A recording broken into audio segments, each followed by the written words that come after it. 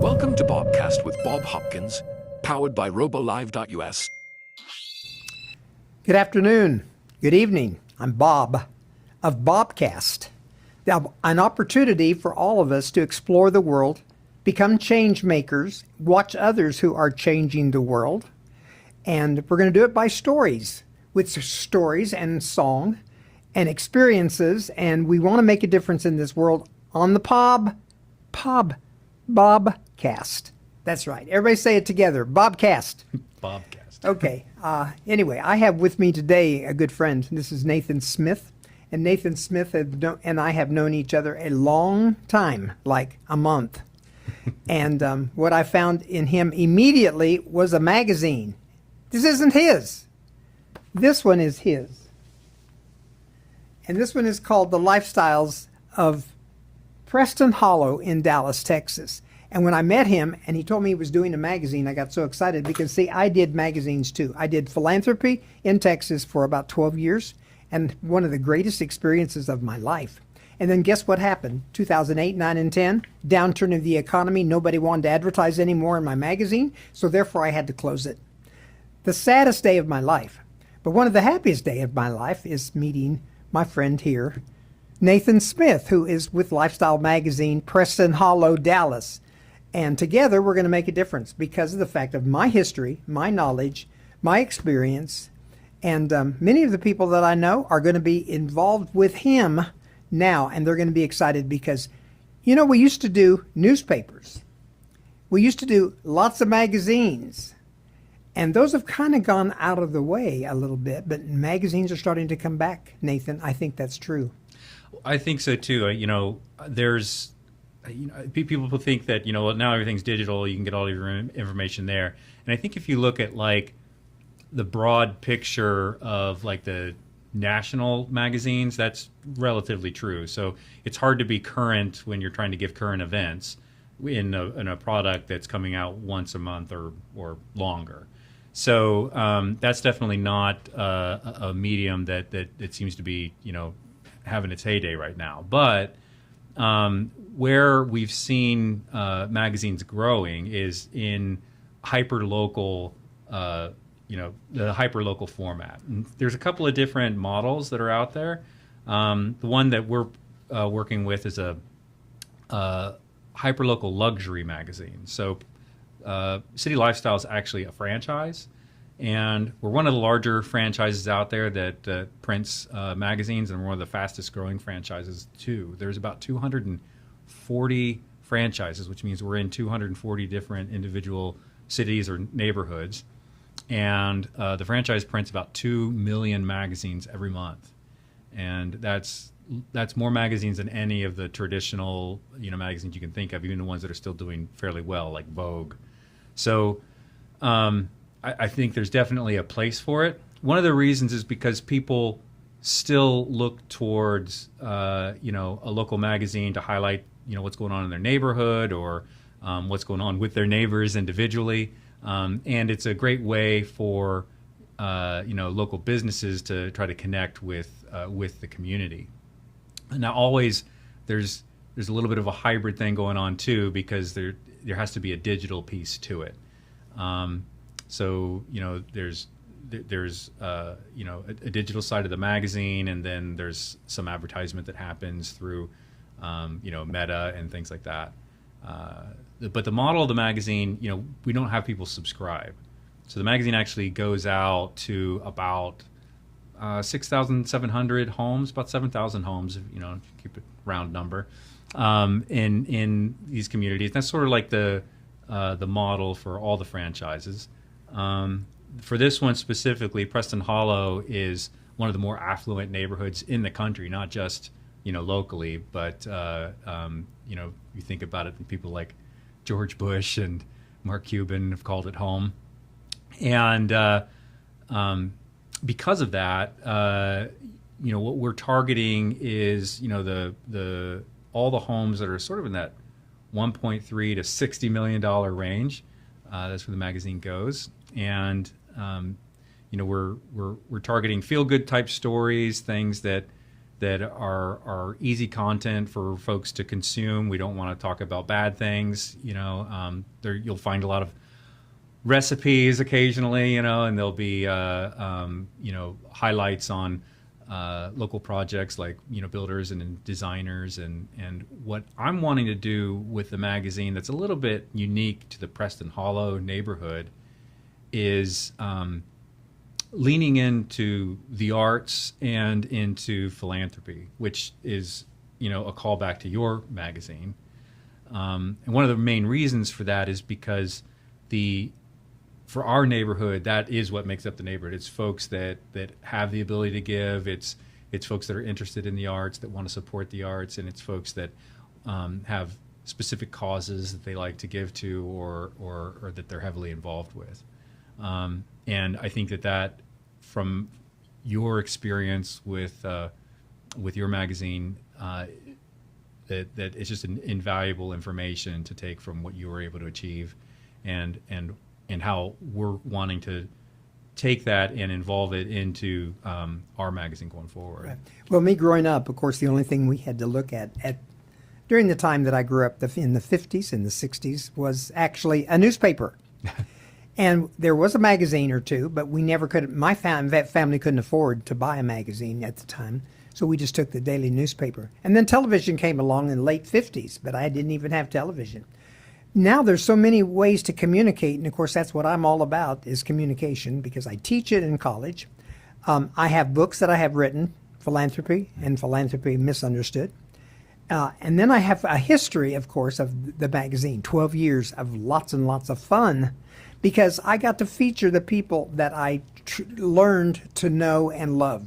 And of course, these are the affluent people that make things tick and make things work in the cities. And then, of course, I realized that this magazine obviously is about people who are of ilk.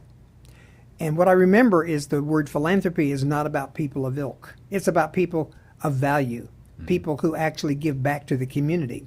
And all of those people of ilk, though, have a heart and a soul of the word philanthropy. And that's why you immediately grabbed onto the thought, well, my goodness, let's start featuring an organization or two that are non-profit. Tell us who you're going to be featuring and who do you know?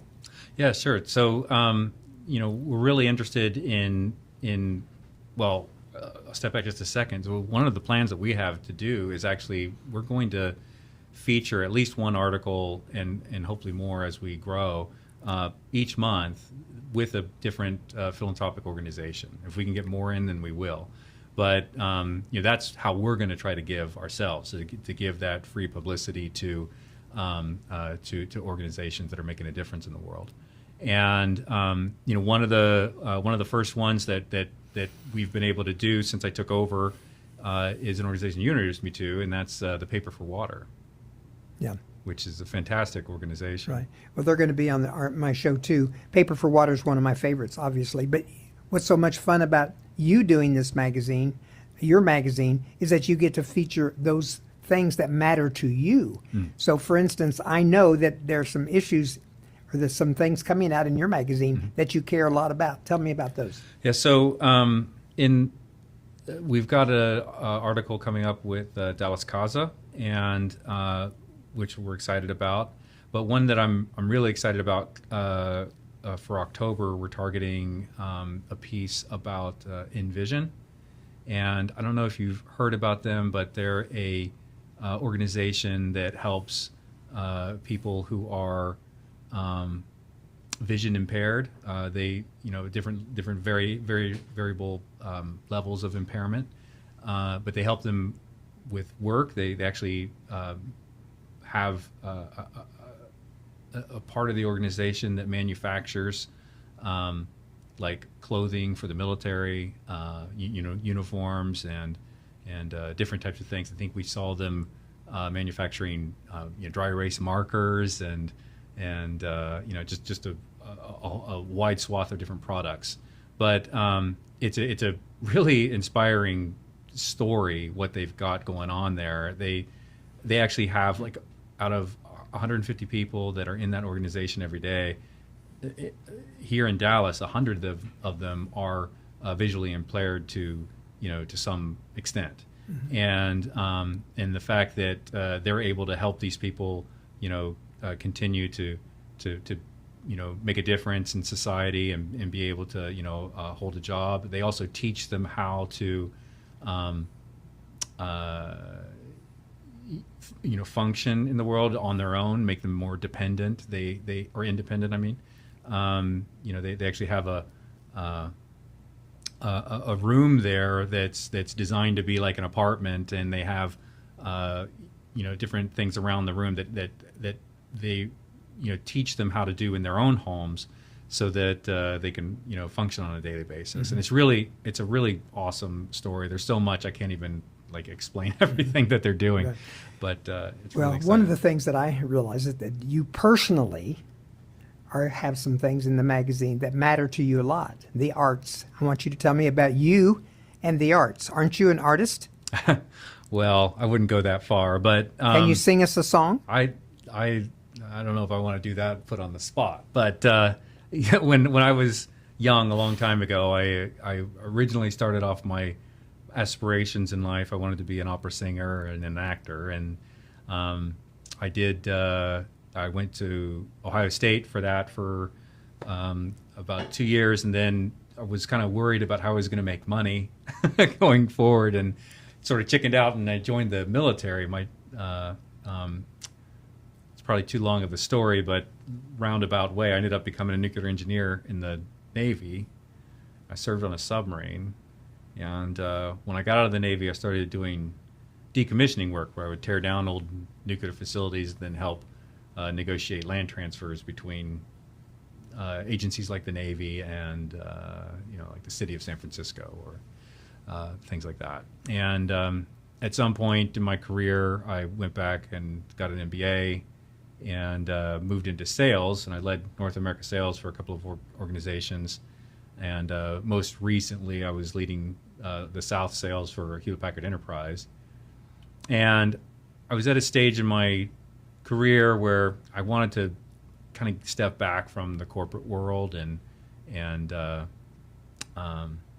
work for myself. So I was looking to purchase a business because I didn't want to start something from scratch. And the magazine presented itself, and during that whole time where I was doing corporate work, or I was doing sales, I had to find outlets for the arts, and I actually picked up photography when my daughter was born. At first it was just to take pictures of my daughter, but then it became its own animal. And I also picked up the guitar when I was 40 years old, and I've been doing that now for almost 10 years. So I'm dating myself, but I've always had a love for the arts, and one of the things that sold me on the magazine was that one of our partners was the ballet, and the thought of being able to work with organizations like that really, said, this type of job, this type of company is going to afford me a lifestyle that's going to allow me to do more work with the arts and build a community around something that I really do feel passionate about, and that's what sold me, and Right. and it was really exciting. Well, let me tell you about Dallas. Dallas, Texas is one of these places and spaces where 1,000 people are moving here every day. They're coming here because we've got land. And another thing that corporations look at is the arts districts of the cities where they are going to work, because they want their people to be exposed to the fine arts. So therefore, because Preston Hollow is a very affluent area, and many of the leaders of Dallas, many of the corporations of Dallas live in Preston Hollow. Therefore, I think it would be fabulous if, and of course, there's enough arts organizations in Dallas that you could do one every single month or two every single month and not cover all of them, because there's just so many ways that you can do that. And I'm involved in some of those arts. I'm not from a town, Garden City, Kansas, that had many arts, but I too was a singer and a dancer and always aspired to be on the Broadway show, but realized that it wasn't going to be a possibility. Okay, well, listen, it's great having you on with me today. And of course, you're going to be seen throughout the world. We want people to come to Dallas. We want people to call you. We want people to call me. And I want you to be involved in the word philanthropy, because that's what I am all about. But I'm going to be talking to all those folks that not only have a purpose in life to make money to feed their families, but also have a heart and soul and time that they're going to help those nonprofit organizations that actually exist because there is a problem out there.